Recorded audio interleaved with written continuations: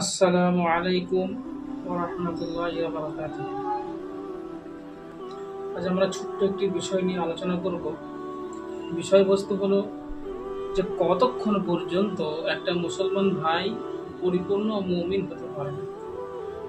এ সম্পর্কে বিশ্বনবী সাল্লাল্লাহু আলাইহি ওয়াসাল্লাম বুখারী শরীফের মধ্যে বলছেন, বিসমিল্লাহির রহমানির রহিম।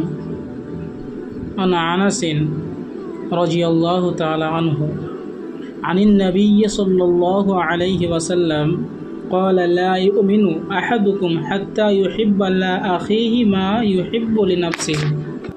ততক্ষণ পর্যন্ত সে মুমিন হতে পারে না যতক্ষণ পর্যন্ত সে নিজের জন্য যেটা পছন্দ করে আর তার অন্য ভাইয়ের জন্য সে একই জিনিস পছন্দ করছে, ততক্ষণ পর্যন্ত সে পরিপূর্ণ মুমিন হতে পারবে না।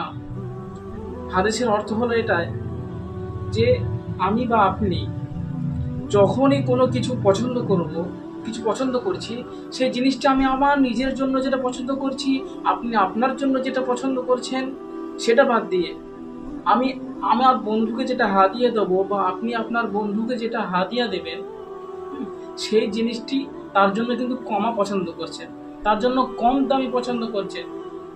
আপনি নিজের জন্য যেটা পছন্দ করলেন, আমি নিজের জন্য যেটা পছন্দ করলাম, সেটা কিন্তু করলেন না বা আমি করলাম না।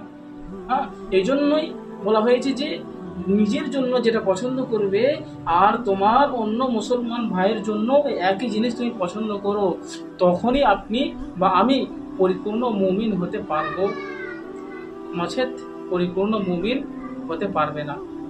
ভিডিওটি যদি ভালো লাগে বন্ধু হয়ে পাশে থাকবেন আর আমার চ্যানেলটি সাবস্ক্রাইব করে আমার সাথ দেন।